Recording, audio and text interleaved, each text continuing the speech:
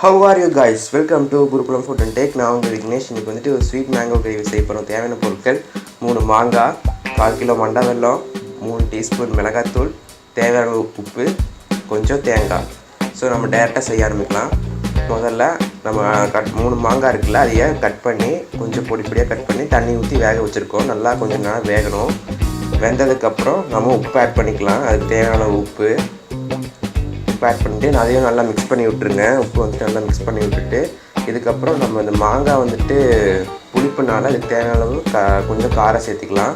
அது மண்டவெல்ல ஆட் பண்ண போகிறோம். அதுக்கு ஈக்குவலாக நம்ம போட போகிறோம் காரம். அப்போ தான் கொஞ்சம் நல்லாயிருக்கும். இனிப்பு மட்டும் இல்லாமல் கொஞ்சம் காரமாகவும் இருக்கும்.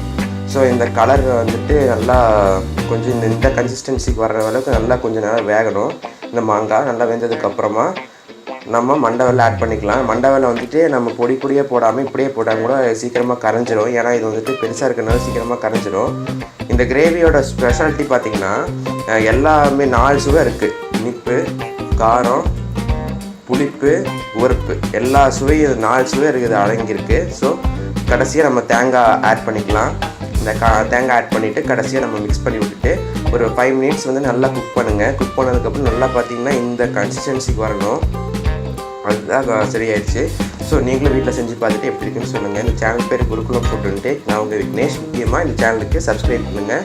முக்கியமாக இந்த வீடியோவை ஷேர் பண்ணுங்கள், லைக் பண்ணுங்கள். தேங்க்யூ ஃபார் வாட்சிங்.